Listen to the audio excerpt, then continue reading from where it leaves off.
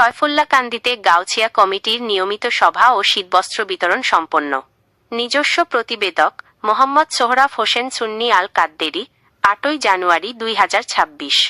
মানবিক সেবার ধারাবাহিকতায় গাউছিয়া কমিটি বাংলাদেশ ছয়ফুল্লাকান্দি ইউনিয়ন শাখার উদ্যোগে শীতবস্ত্র বিতরণ 2026 এবং নিয়মিত মাসিক সভা অনুষ্ঠিত হয়েছে।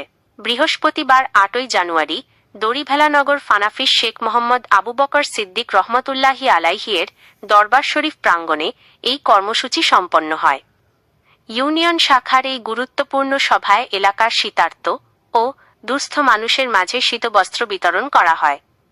সংগঠনের মানবিক কার্যক্রমকে বেগবান করার লক্ষ্যে আয়োজিত এই সভায় কমিটির উপদেষ্টা ও কার্যনির্বাহী পরিষদের সদস্যদের স্বতঃস্ফূর্ত উপস্থিতি লক্ষ্য করা গেছে। জানা গেছে, ইউনিয়ন কমিটির মোট 80 জন সদস্যের মধ্যে 65 জন সদস্য উক্ত সভায় উপস্থিত ছিলেন। সভায় উপস্থিত নেতৃবৃন্দ গাউছিয়া কমিটির আদর্শ ও মানব সেবামূলক কার্যক্রমকে তৃণমূল পর্যায়ে আরও ছড়িয়ে দেওয়ার অঙ্গীকার ব্যক্ত করেন। অনুষ্ঠান শেষে বিশেষ দোয়া ও মোনাজাতের মাধ্যমে দেশ ও জাতির কল্যাণ কামনা করা হয়।